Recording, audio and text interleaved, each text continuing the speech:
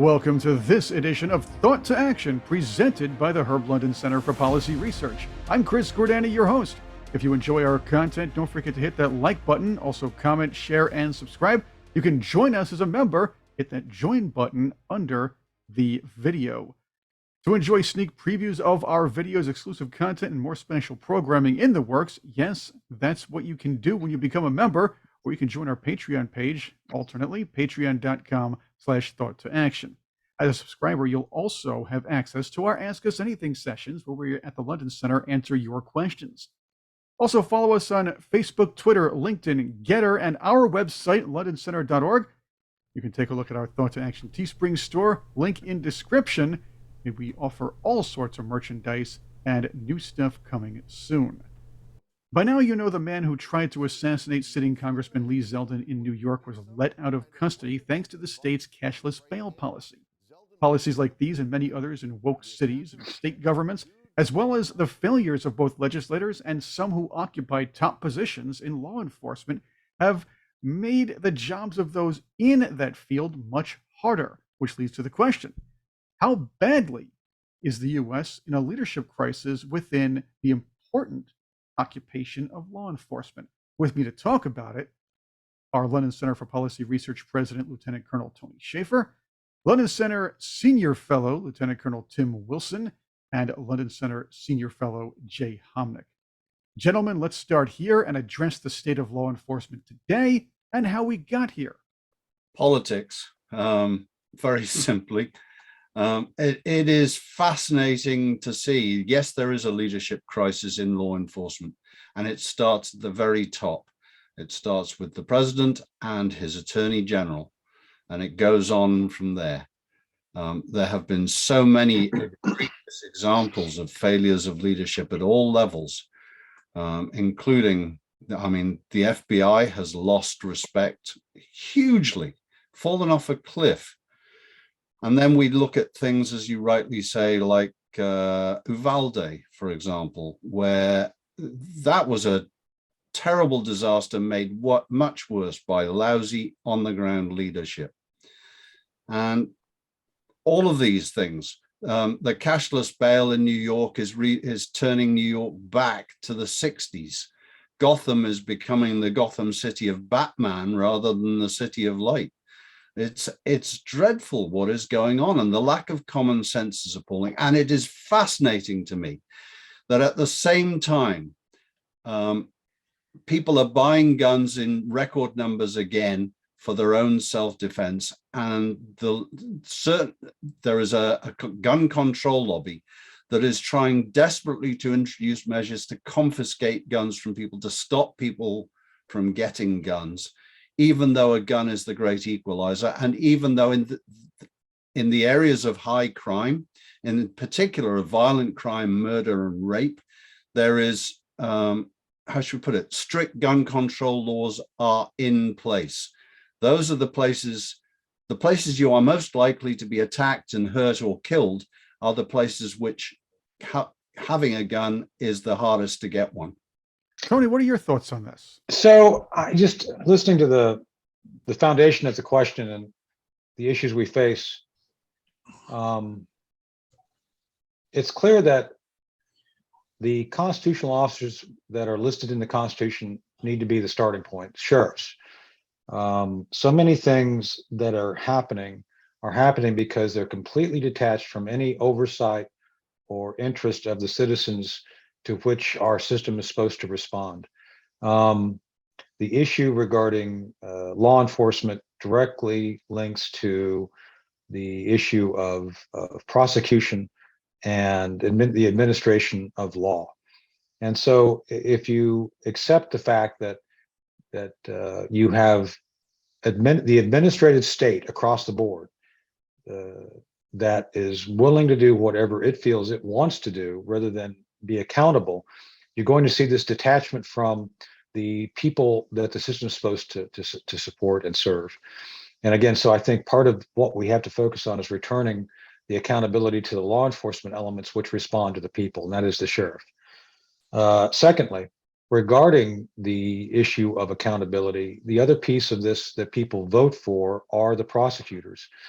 much of the problem we see here is that you have Soros-backed prosecutors across the board who are at the local level, from Fairfax County, Virginia, to Los Angeles, California, to San Francisco, to New York, from medium-sized to major-sized metropolitan areas. You have this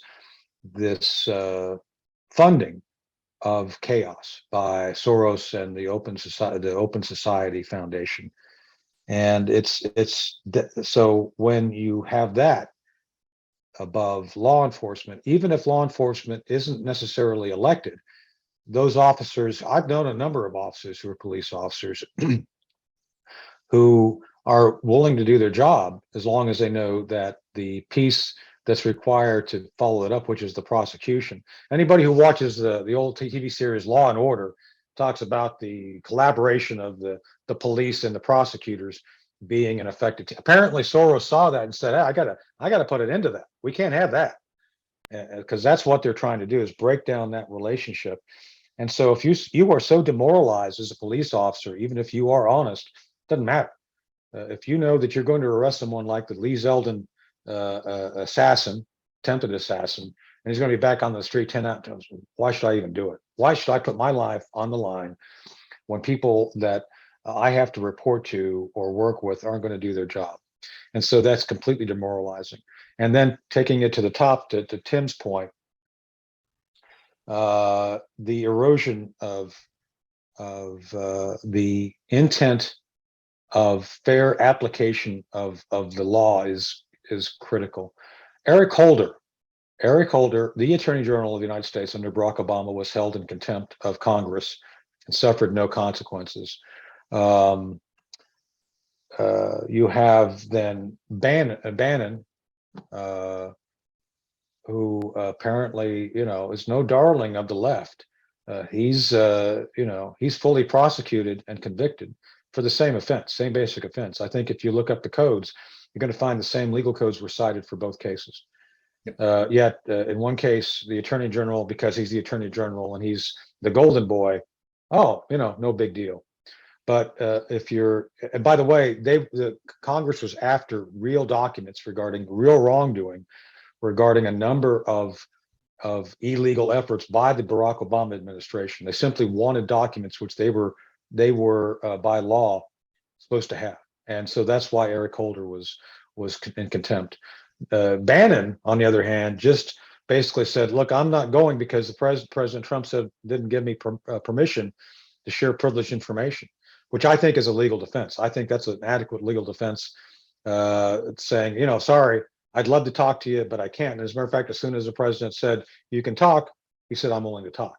So the two cases could not be more direct in showing the two-tier, maybe three-tier justice system.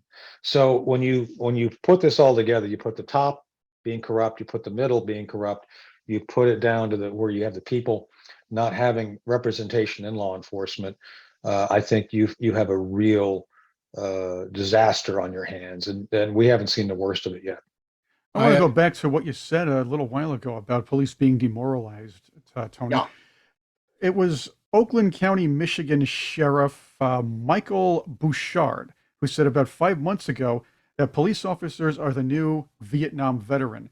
They try to do their job. They did their best. They fought hard, and no matter what their effort was, they get spit on, insulted, and treated like trash.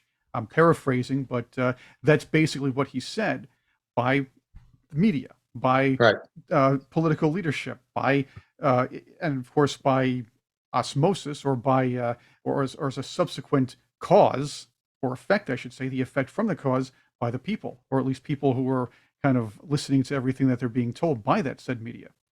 If you look at Chicago and New York in particular, brilliant examples, the police were directed and put a lot of effort into trying to get guns away from criminals, which might actually have an effect on gun crime. In many, many cases, there are felons who can plea bargain away with these prosecutors that Tony's talking about.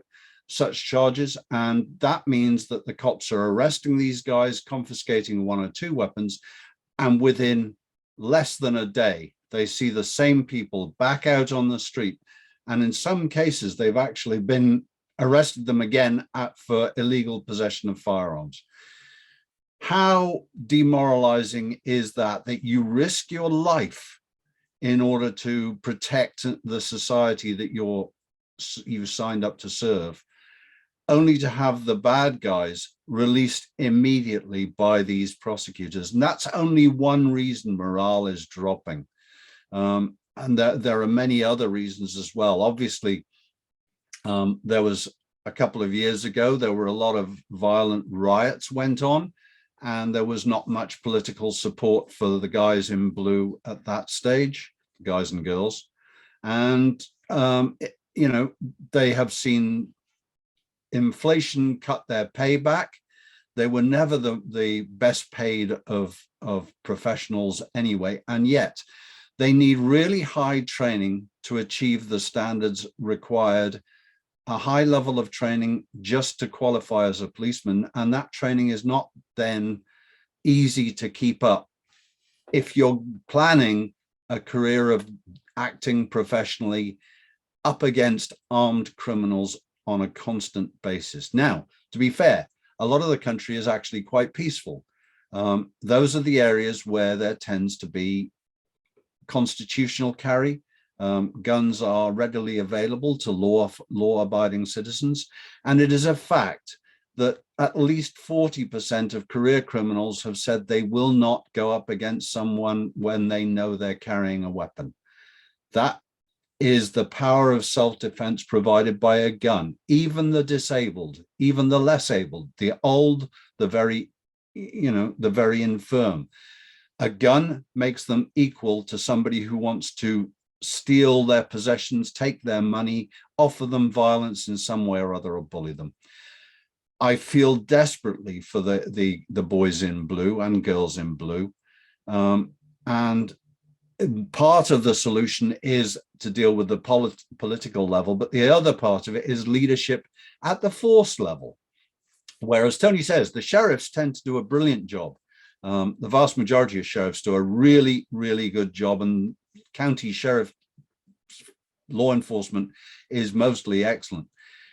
Having said that, even in the best of law enforcement, even in the best of the special forces, I will move it that way, you have to be aware that not everybody can be or is naturally brave.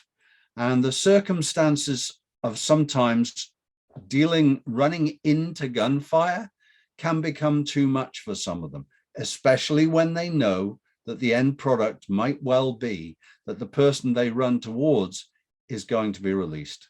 And you won't get support from the media. You won't get support from sometimes your own community. Yeah. So let me pick up on that point. Yeah. So the policy, Uvalde, I think, is what Tim's kind of referring to in many ways now in the current discussion. Uvalde is a perfect example of where you can have adequate training. I would say it's adequate. I don't know the level, but apparently from all accounts I've read, there was adequate response training to situations like this, like the gunman. Yet when it came time for the rubber to meet the road, so to speak, it didn't happen. And I think that's where a leadership failure really, really happens. So much of what I believe to be key and critical to effective leadership is the willingness to challenge circumstance in ambiguous circumstance. You will, life, as I learned in spy school, is it's all gray. There's no black or white. You're never going to have a situation, no matter how well defined or how confident you are, that's completely firm in the outcome. You can plan plans, you can't plan outcomes.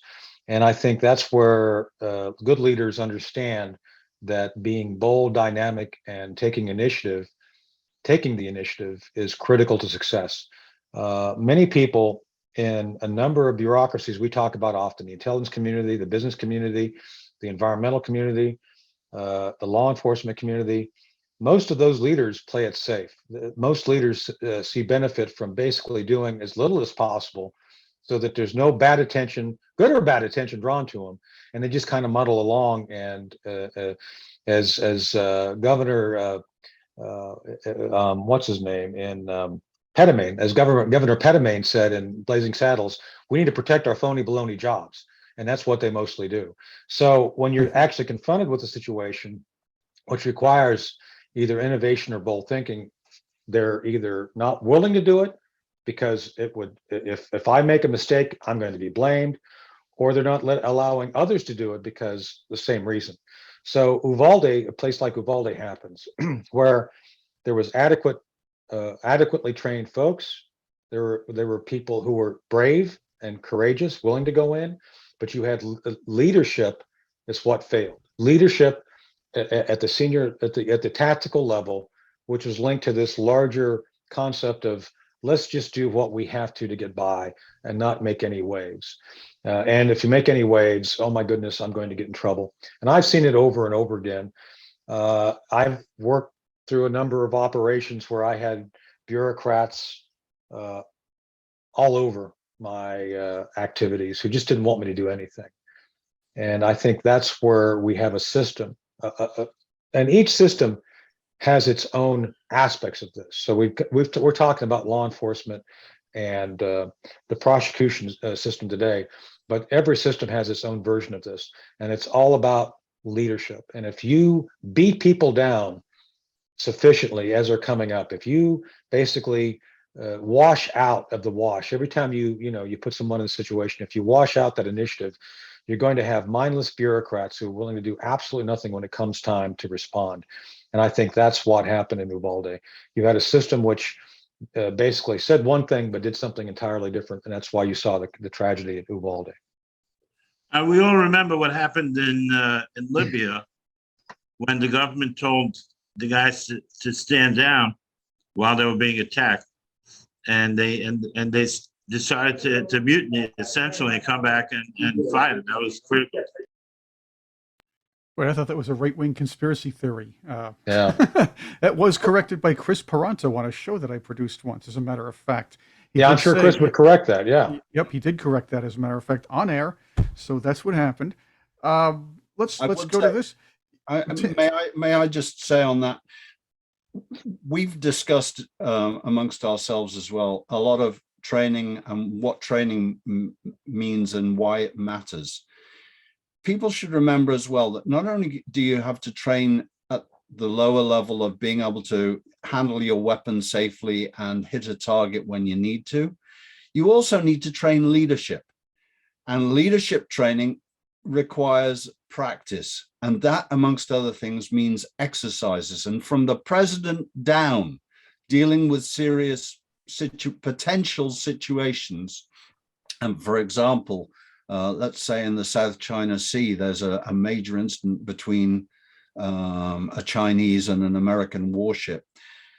The president needs to be involved in practicing how he will respond to various threats and issues. The Attorney General needs to be involved in exercises in which he has to make decisions, for example, on the edge of civil rights, where let's say there's a racially driven event in a major city. Who does he back? How does he back them? And police leadership needs to make decisions based on doing exercises about what if a shooter turns up in my local school, a local church, a local mall or whatever. At what stage do I order the guys in instead of telling them, as happened in Uvalde, to hold back? Tony, you bring up something before, something that I'm hoping that our viewers and listeners did not let go or just let pass. You brought up that some of these district attorneys and attorneys general are Soros connected. People who George Soros pushed in or funded to get elected into these prosecutorial leadership jobs.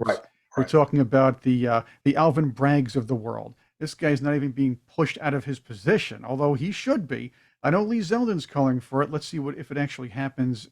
If he gets elected governor of New York, we know how things like that go in the Empire State. But saying that is, we have foreign influence from somebody who who gained his wealth by devaluing currencies of third world nations. Okay, Yeah. so somebody who has tinkered and tampered with nations for a long time is tampering with ours and causing such chaos.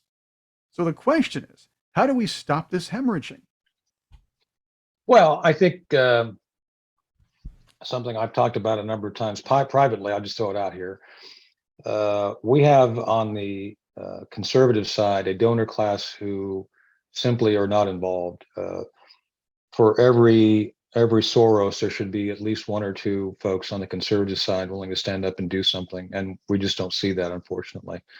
I don't know why, but you have George Soros out there literally raising all sorts of capital for all sorts of shenanigans by all sorts of nonprofit and non-governmental organizations. I could go on the internet right now and show you 24 organizations that Soros has created and funded just for purposes of upending our society. We as a think tank recognize this. We are doing everything we can within our power to help educate the public on the dangers of this, but we're outfunded. It's simply a numbers game right now, and we're being beaten soundly by the left, by Soros. And so you have all these organizations which are out there doing all this stuff to support the very thing you just mentioned, Chris. All these prosecutors then are then given what for local races are a lot of money. $100,000 in a local race, that's a lot of money. Yep. In the little community I live in right now in North Carolina, $2,000 is a lot of money for a campaign. You throw $100,000 in that, it's a game changer. So you have the ability and willingness for Soros to do that. Now, I'm not against the idea of people using money as a method of speech, better than violence, which they also use. Just saying. But I think that there needs to be an funded effort by folks on the conservative side. I would say libertarian and conservative side. The truth is not an issue that's exclusive to the conservative side. Before we came on, I was talking about libertarian issues. Libertarians, number of them out there right now are speaking out. Brand, Chappelle, who else is out? There's a number of folks who are not conservatives who are simply concerned about the erosion of freedom of speech and the freedom of expression. So it's the Soros crowd want that freedom of expression to go away. They want you to basically subscribe to only approved sources of information for purposes of understanding the narrative. And if you listen to what they're saying, I know I'm throwing out a lot of stuff here all at once, but if you listen to how they frame what they do, it's all about a narrative. It's not about the truth. It's about how do we establish a narrative and make sure everything feeds into that narrative for purposes of keeping everybody understanding the linear thinking of our side. That's what they do. And so when you have all these organizations out there that are funded, they all walk the same line. And then you have these prosecutors who get in office. And so it becomes this one big reinforcing narrative where they try to distract the public from the facts and failures of their side. Build Back Better is a perfect example. It's all there. They don't want you to think about what's going to come out of Build Back Better. It's just you'll own nothing and be happy, and we're going to convince you of that. That's it. It's a narrative. It's not has nothing to do with reality. So that's what we have to fight here. Is the fact that we have Soros and the left has immense amount of money they're willing to spend and do this, and that erodes the confidence in our law enforcement, because you get all this woke nonsense and the George Floyd issue, all these other things, which the narrative there was completely false from day one. Didn't matter. The media expanded the false narrative, undermined confidence in police, and then you have people coming in to fund prosecutors who are not willing to actually prosecute crime. It's a 1-2 punch that our side hasn't figured out how to counter. Well, I know how to counter it. It's called adequate and effective funding of organizations that can engage to counter the propaganda and engage in proper education and support of the Constitution and law enforcement. But we're not there. And the left is willing to spend the money, and that's the difference. just in support of what you're saying, Tony, actually, I would challenge people that might be watching to think of a right-wing donor, major donor, with the same sort of reach and fame as George Soros. I can't think of one. Well, it used to be, but he passed away, the one from Texas. Let's do you one better, okay? How about a non-right wing rich person, rich fellow or rich lady who's a free thinker, maybe a free speech advocate, if you will, somebody like an Elon Musk who put all sorts of money into Twitter. Maybe he won't be buying candidates or doing anything like that, but he will be putting money into causes like that. He has done that. And he's even, let's put it this way, he's even got rid of the dead wood in a couple of his own corporations, the dead woke wood, if you will. Imagine, like you said, the uproar if this guy was funding free speech candidates, libertarian type candidates, even people slightly to the right or center left who were speaking against the woke crowd and, of course, the Soros narrative. There would be an uproar, and there would be a collective lockstep media. Wait a minute, wasn't there already a collective lockstep media pouncing session on Elon Musk? Well, there was. And look, Chris, I could talk about the deadwood, but I don't want to get in trouble regarding any potential disease outbreaks, just saying, if there's any disease outbreaks that are happening right now. We don't know anything about that. But I wouldn't know anything about that. Right. The two philanthropists that we that the right used to have were T. Boone Pickens and Sheldon Adelson, and they both died. Yeah, and T. Boone Pickens was vilified by the left enormously and did not have the national spread that George Soros does. Shelley Adelson, again, he did a fair amount behind the scenes, but was in nowhere near the hundreds of millions of dollars that Soros has distributed. Right. Yeah, and that's the point, Jay. He'll throw. There's a new veterans organization I was asked to do an assessment of for another organization that wants to work with us, and it's all woke veterans issues, and Soros threw probably a good $1 million at it just to get it going, and it was effective. Next thing you know, they're actually applying for and getting grants from DoD for purposes of putting out their own propaganda. Yeah. So you can buy a lot of evil with $100,000 or $1 million, and that it's like a disease. Once it gets in there, it's not like monkeypox. I won't address that, just saying, but I'm just saying that you can get things from scratching things that are not pleasant, and I think that's clearly an indicator where you can throw $1 million in there and it just kind of self-perpetuates. I'm not saying that monkeypox is caused by Soros. Just saying, I don't think so. That's a different pathogen caused by Soros. Yes, yeah, the socialist pathogen, the woke pathogen, if you will. Hey, if it makes Soros money, people don't realize this. If it makes this guy money, he's going to put money into it because he's not going to lose anything. He's going to make a lot more. And the people that are sitting here saying, "Well, Soros is a nice guy. He's quite the philanthropist," don't realize this guy's going to make money no matter what he puts into it. He's going to make a lot more money. Can I just add as well that the other thing that the left has captured is not just the gazillionaires, the ones who are willing to invest in this, but the wise thing that Soros does is provide the seed money, which allows his organizations, the ones he supports, typically to go after government grants. Exactly. And it's fascinating to me that, for example, the subsidy for the chip manufacturing in this country to bring it back onto our shores started out at $50 billion and ended up at $250 billion. And my personal assessment is that means there's $200 billion of pork in that bill. There is. Same with the ethanol industry, same with the green industry relating to solar panels, to these big old windmills. It's all subsidized. And Tony, let me just add into that.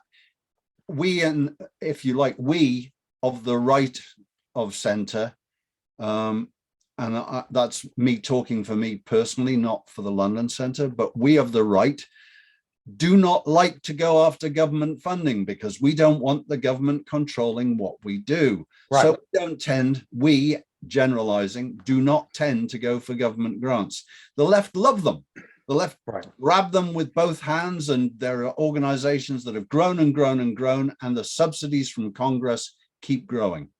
So that when you hear Klaus Schwab talk about this government business stakeholder interface, that's exactly what he's talking about. Yep. They are locked at the hip, so to speak, and that's what they want. And I think that's what we're faced with. And again, our side doesn't think that way. It's like, how do I get the government to invest in my business? Like, no. Much more like the Westinghouse approach.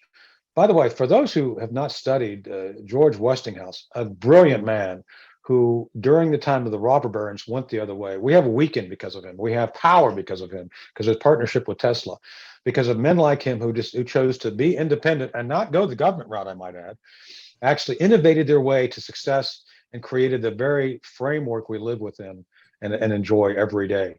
But he ripped off Tesla, just for the record. Tesla and he had a partnership, Jay. Just go back and look at it. No, and then when they had a little downturn. Alva Edison, it's AC/DC. And I'm not talking about monkeypox again. I'm talking about AC/DC power. Just saying. But when there was a downturn in the market, Westinghouse got Tesla to sign over his shit. Yes, I know. It was in 1886 or something like that. I get it. But I'm just saying the government didn't help innovate or do all the things necessary to create these conditions. Westinghouse did a lot of good for the country. So that's right. Oh, yeah. Oh, so that's my point. He didn't follow. My point is he didn't follow the Soros model of government.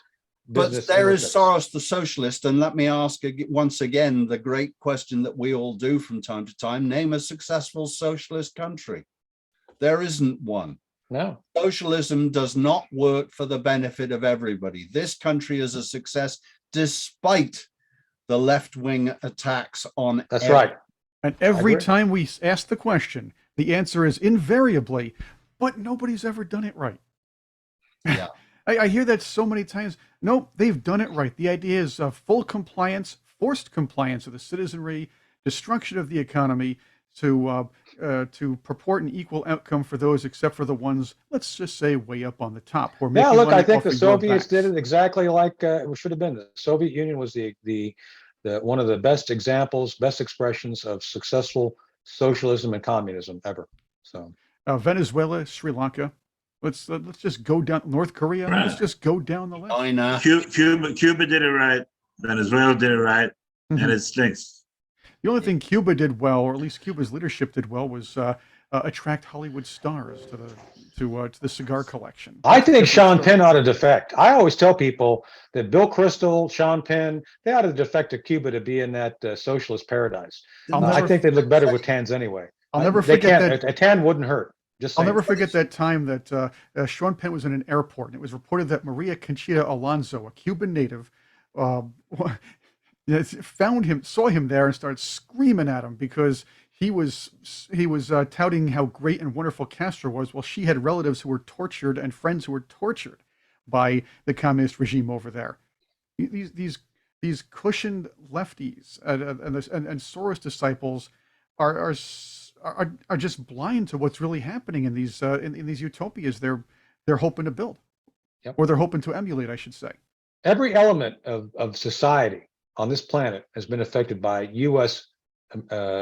American exceptionalism. People always get exceptionalism wrong. It's not about we are better. It's about the fact you come here like Tesla. And I'm sorry, Jay, I know Tesla got a raw deal, but he came here and could do his work without interference. Westinghouse developed his ideas without interference from the government. American exceptionalism is the idea that you can come here and express yourself and use your God-given skills to benefit yourself and humanity. That's it. Because every aspect of electrical energy that we now benefit from, every aspect of everything like pneumatic brakes on trains, the idea of a weekend. A weekend came from George Westinghouse telling his guys, hey, take it easy. You get 2 days off. Carnegie and all the other one, Robert, oh my God, you can't be giving people time off. These are ideas that took root and permeated the planet. This was not driven by government. This was not driven by some obtuse concept of of governance driven by the idea that we must treat everybody equal. It was the opposite, the idea that let's innovate and try to figure out what's best for individuals, that they will respond favorably to the environment, which creates conditions for them to basically blossom. The mass production on the production line, Henry Ford's genius idea, which has spread around and improved the lives of every person on this planet. Innovation based on the idea of freedom. That is what is American exceptionalism. Yep. Just saying. Freedom of assembly line. Freedom of thought, freedom of action. And freedom of assembly line. That's our new motto. Yep. Exactly. Thank you for being. It beat the Nazi hordes during World War II, didn't it, Jay? Yep. Oh yeah, absolutely. Yeah. Thank you for being with us for this edition of Thought to Action presented by the Herb London Center for Policy Research.